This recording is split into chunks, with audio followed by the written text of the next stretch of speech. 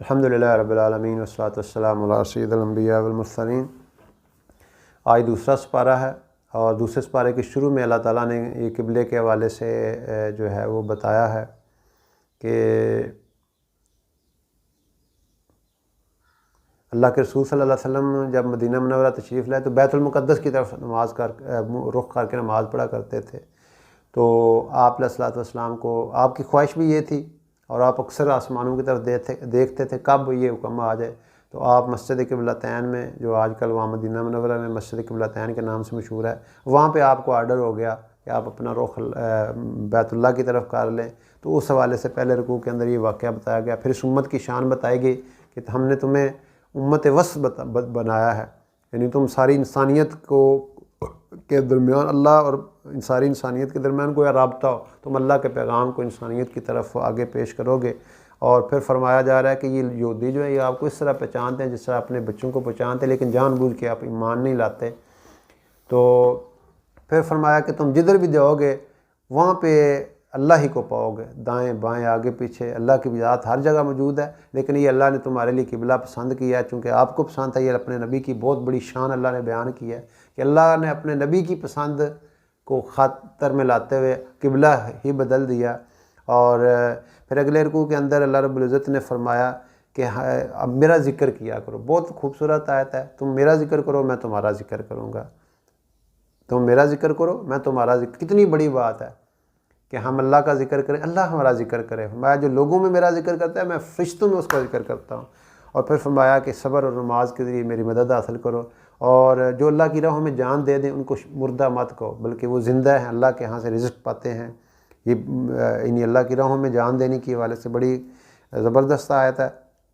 اور پھر فرمایا کہ تمہارے اوپر حالات آتے رہیں گے، کبھی خوف کے، کبھی بھوک کے، کبھی مال میں کمی، پھلوں میں کمی، کبھی بیماریاں، مصیبتیں، مصائب آئیں گے، لیکن اس پہ ڈٹے رہنا۔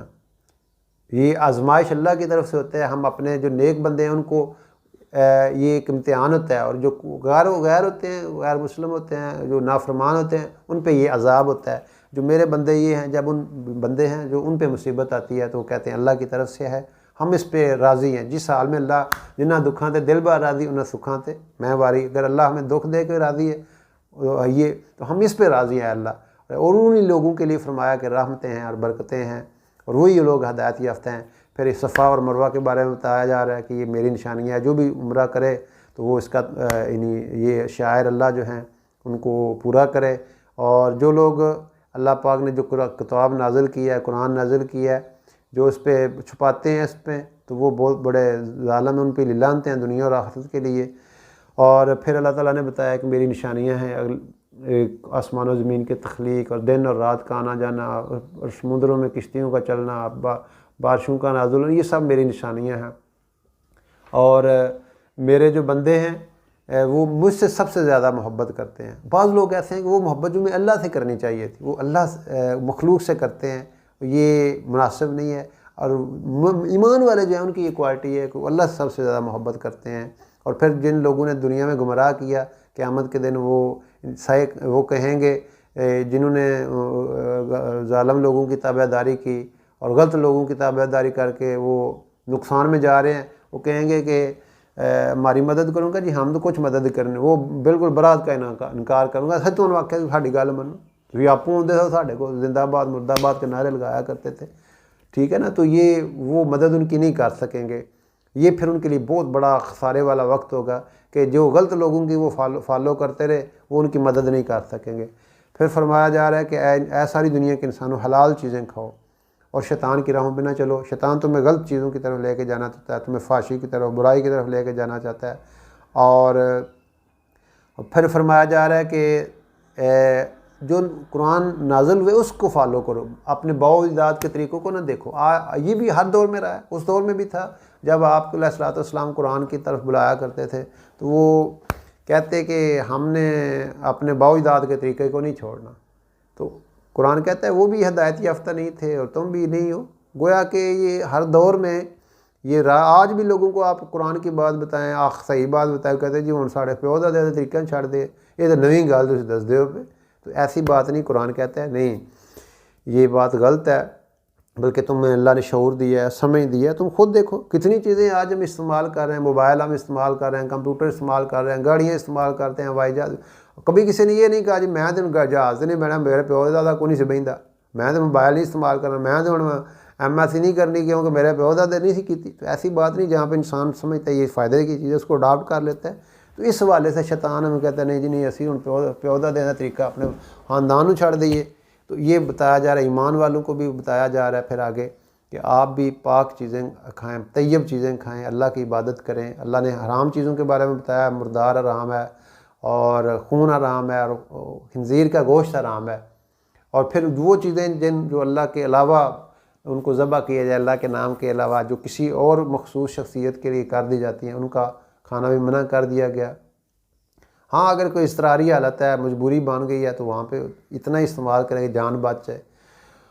اور پھر فرمایا یہ اگلا رکوع جو ہے اس میں اللہ تعالیٰ نے بتایا آیات بیرنے کہتے ہیں، آیات جس میں اللہ تعالیٰ نے بہت ایک آیت کے اندر تقوی والوں کی کوالٹیز بتا دی، ایمان اعمال صالحہ کی ڈیٹیل بتا دی اس آیت کے اندر کہ یعنی ایمان اللہ پہ، آخرت پہ، فرشتوں پہ، کتابوں پہ، انبیاء پہ ایمان، اور جو اللہ نے آپ کو مال دیا اس کو اپنے غریب رشتہ داروں میں، یتیموں مسکینوں میں اور اللہ کی راہوں میں خرچ کرنا، اور پھر نماز کا قائم کرنا، زکوٰۃ کا ادا کرنا، اور جو وعدے کیے ہوئے ہیں ان وعدوں کو پورا کرنا۔ یہ لوگ حقیقی مومن ہیں۔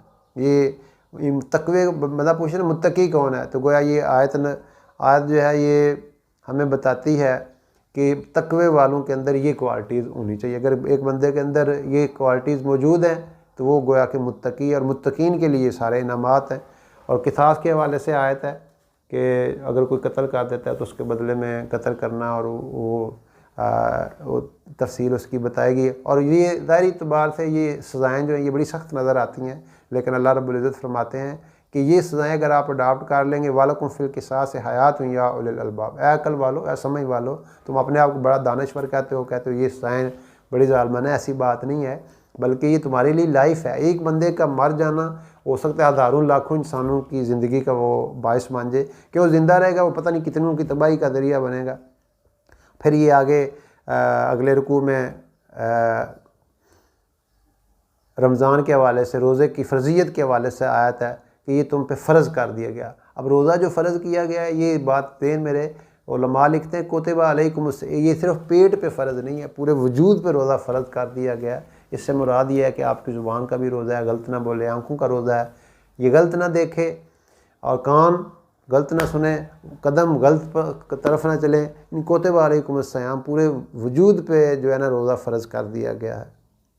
اور پھر فرمایا یہ کہ یہ قرآن اسی مہینے میں نازل ہوا، اور پھر اس میں آگے بتائے گئے ہیں کہ مسافر کے لیے احکامات، مسافر کے لیے چھوٹ دے دی گئی، اور پھر فرمایا جا رہا ہے کہ مریض ہے اس کے لیے بھی اجازت ہے، اللہ تعالیٰ تم سے آسانی چاہتا ہے، تمہارے لیے نعمتیں بڑھانا چاہتا ہے۔ اور پھر یہ رمضان کے جو مسائل ہیں اس میں درمیان میں ایک آیت اللہ تعالیٰ نے فٹ کر دی کہ جب بھی میرے بندے تو آپ سے میرے متعلق پوچھتے ہیں، آپ نے بتائیں میں ان کے بڑا کہ یہ نہیں گویا کہ رمضان المبارک کا مہینہ دعاؤں کی قبولیت کے حوالے سے خاص طور پہ اس کی بڑی نسبت ہے۔ سحری کے وقت، افطاری کے وقت، تہجد کے وقت یہ دعائیں قبول ہوتے ہیں، اور آسمان دنیا پہ اللہ رب العزت آئے ہوتے ہیں، فرما رہے ہوتے ہیں مجھ سے کوئی مانگنا چاہتا ہے رزق مانگے، مسائل کا حل مانگے۔ تو یہ بڑی کمال کی آیت اللہ تعالیٰ نے فرما دی۔ اور پھر فرمایا کہ یہ حج کے حوالے سے مسائل ہیں، ان کو بیان کیا گیا اگلے میں۔ پھر آگے فرمایا اگلی آیت رکوع میں ایک آیت ہے، اللہ کی راہوں میں خرچ کرو، اللہ کی راہوں میں، اور اپنے آپ کو اپنے ہاتھوں ہلاکت میں نہ ڈالو۔ یعنی وہ ایک دفعہ ایک جنگ میں ایک بندہ جو گھسنے لگا تو اس نے یہ آیت پڑھی کہ اپنے آپ کو اپنے ہاتھوں ہلاکت میں نہ ڈالو۔ ابو ایوب انصاری رضی اللہ تعالیٰ عنہ موجود ان کا یہ آیت اس موقع پہ نازل نہیں، یہ ہمارے لیے نازل ہوئی جب ہم دین کی محنت کرتے کرتے ہمارے حالات بڑے سخت ہو گئے، ٹائٹ ہو گئے، بڑے ہم معاشی طور پہ تنگ ہو گئے۔ ہم نے مشورہ کیا کہ اللہ کے رسول کے پاس جاتے ہیں، انہیں اجازت مانگنا، جناب 4 دن سان چھٹی دیو۔ ہم تو جا کے اللہ کی راہوں میں، ہمارے پیچھے ساریاں فصلیں خراب ہو گئیں، سارا نظام گڑبڑ ہو گیا، جوں جانے تو سانوں کو 4 دن چھٹی دیو، اسی انہوں نے بھی ویکھ لیے۔ اب ہم کٹھے ہو کے گئے تو یا رسول اللہ یہ مسئلہ ہے، ہمیں کچھ اجازت دیں، ہم اللہ کی راہوں میں کے لیے تھوڑی دیر کے مؤخر کر دیں۔ تو اس وقت یہ آیت نازل ہوئی کہ میری راہوں میں خرچ کرتے رہو، اپنے آپ کو اپنے ہاتھوں ہلاکت میں نہ ڈالو، گویا اللہ کے راستے میں سے رک جانا، نہ نکلنا، یہ اپنے ہاتھوں اپنے ہلاکت میں ڈالنا ہے۔ اور پھر حج کے حوالے سے بتایا گیا کہ اپنے جو حج کے اور عمرے کے شعائر ان کو پورا کرو، وہ اس کے مسائل ہیں۔ اور پھر آگے بتایا جا رہا ہے کہ یہ جو حج کا مہینہ ہے یہ مخصوص مہینہ ہے جس پہ حج فرض کر دیا جائے، اس میں پھر وہ فلا رفث ولا فسوق کا، پھر کوئی لڑائی جھگڑا نہ کرے، کوئی گناہ نہ کرے۔ خاص طور پہ لڑائی جھگڑے کے حوالے سے بتایا گیا کہ حج کے موقع پہ چونکہ مشقت ہوتی ہے، تکلیف ہوتی ہیں، تو مجمع بہت زیادہ ہوتا ہے، تو انسان تھوڑا بے صبرا ہو جاتا ہے، تو یہاں پہ خاص طور پہ بتایا کہ لڑائی نہیں کرنی۔ عام طور پہ یہ دیکھا گیا ہے حج کے موقع پہ حجی حضرات ان کے اندر ذرا غصہ زیادہ ہوتا ہے، تو اللہ تعالیٰ کو تو جانتے تھے انہیں لڑ پینا آپ پہ، تو پہلے ہی بتا دیا لڑے چھڑے ہو نا، ہاتھ تھوڑا رکھے ہو۔ اور پھر یہ عرفات کے اندر اللہ کا ذکر کرنا، ایسے ذکر کرو جیسے اس میں زمانہ جاہلیت میں وہ اپنے باء و اجداد کے تذکرے کرتے تھے، میرا باپ ہمارے خاندان میں انہوں نے یہ کیا، انہوں نے یہ کیا، تو اللہ نے فرمایا کہ اپنے باء و اجداد سے بھی زیادہ اللہ کا ذکر کیا کرو۔ اور کچھ لوگ وہ دنیا صرف مانگتے ہیں، کچھ دنیا بھی مانگتے ہیں، آخرت بھی مانگتے ہیں، ان کے لیے جو ہے وہ دونوں چیزیں ہیں۔ اور پھر فرمایا کہ بعض لوگ ایسے ہیں جو میرے لیے سارا کچھ قربان کر دیتے ہیں، اپنے آپ کو بیچ ڈالتے ہیں۔ ایک آیت ہے، ایک صحابی نکلے، اب انہوں نے وہاں پہ مکہ سے ہجرت کے لیے انہوں پکڑ لیا، ان کا میں تمہیں کہتا ہوں میرا فلاں جگہ پہ دولت وہ ساری لے لو تسی، میں جان دیو۔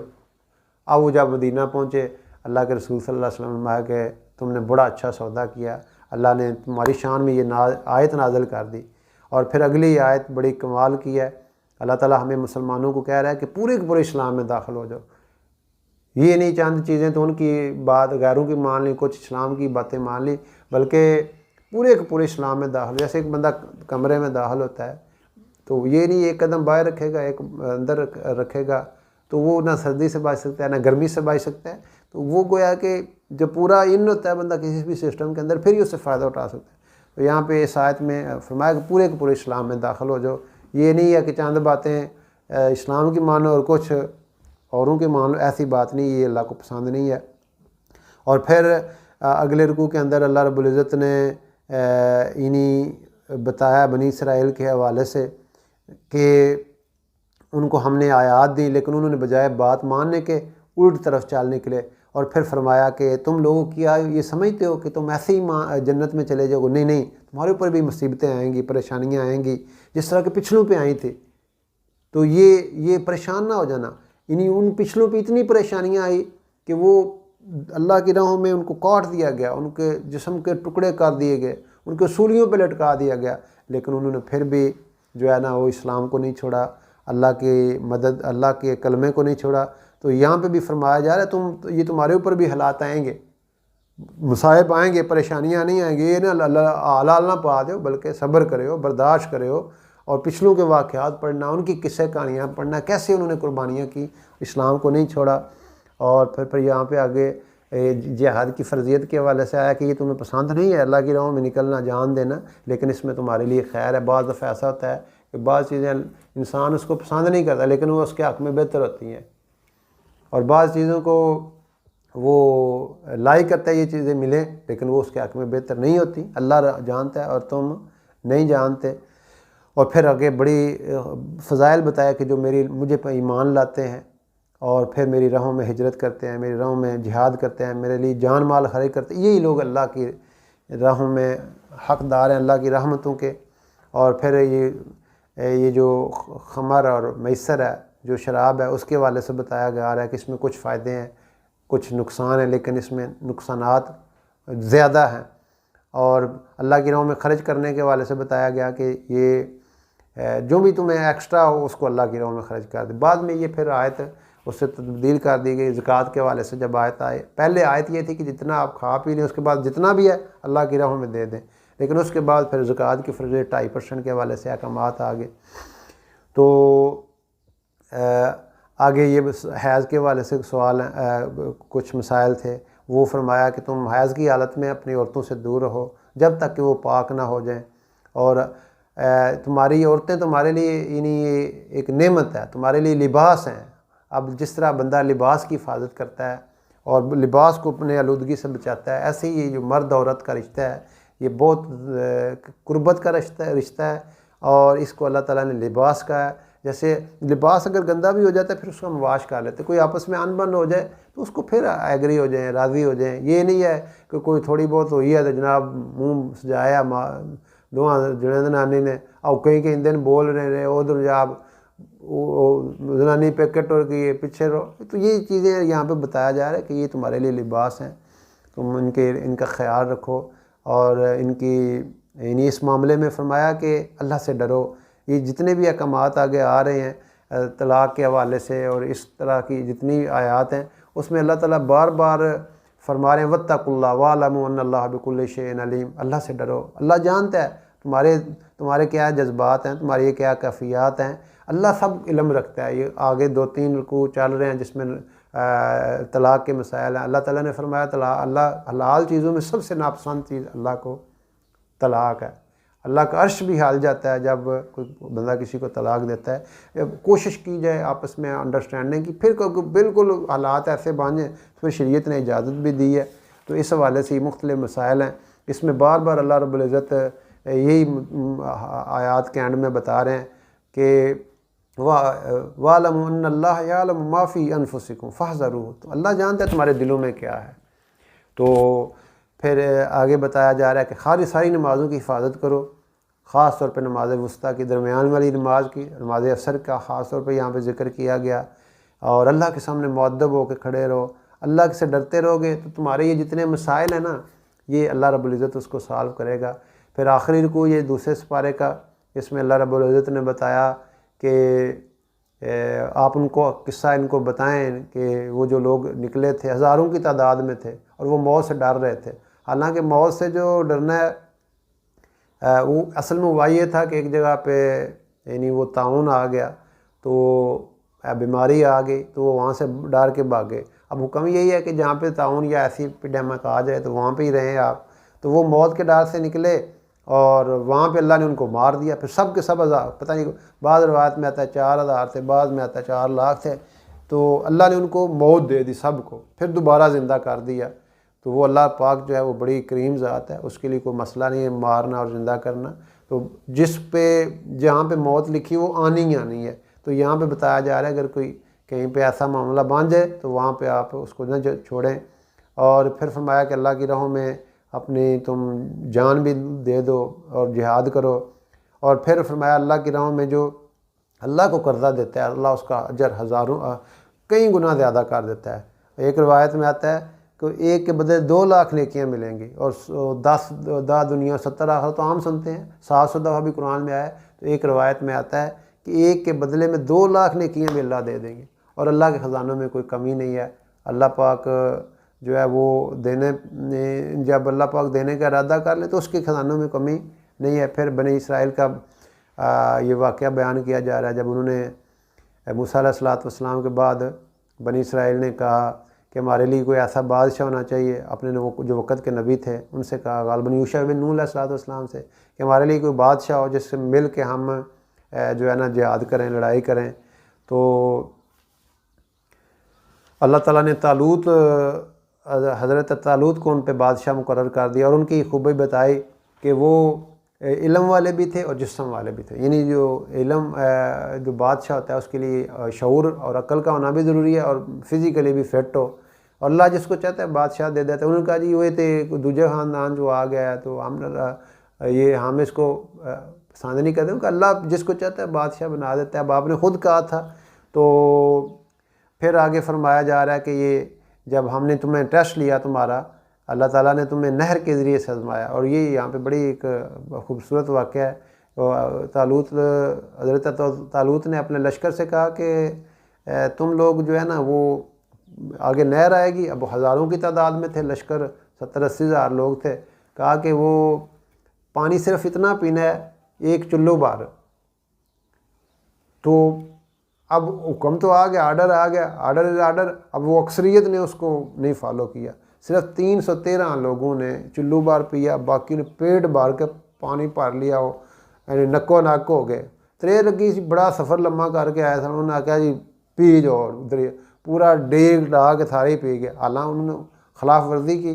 اب اللہ کی شان جب وہ پار کی نہر، تو آگے جنہوں نے تو تھوڑا تھوڑا اللہ کے حکم کے مطابق چلو پیا تو ان کو تو پیاس نہیں لگی، اور جناب دوبارہ نہ حال پا دیتی۔ تو یہ بتایا جا رہا ہے کہ جو ہمارے حکم کو پورا کرتا ہے ہم اس کے ساتھ ہوتے ہیں۔ اور پھر اللہ تعالیٰ نے داؤد علیہ السلام بھی ساتھ تھے، تو داؤد علیہ السلام نے اس کو جالوت کو قتل کر دیا۔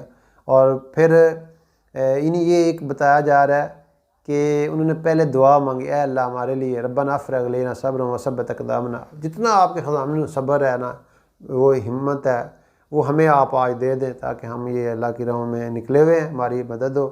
اور پھر فرمایا کہ اللہ تعالیٰ نے یہ دنیا کا نظام بنایا ہوا ہے کہ ایک کے ذریعے سے دوسرے کو ختم کرتے ہیں۔ اگر یہ ایسا نہ ہوتا تو پھر دنیا میں تیری عبادت بھی نہ ہوتی، تیری عبادت گاہیں بھی مٹا دی جاتی، ڈھا دی جاتی۔ یہ اللہ کا نظام ہے، اللہ کسی کو لے کے آتے ہیں اور اس کے ذریعے سے جو ہے نا وہ دوسرے کو ختم کرتے ہیں۔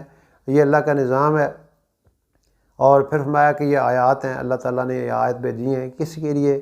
کہ لوگ ان کو سمجھنے کی کوشش کریں اور عمل کرنے کی کوشش کریں۔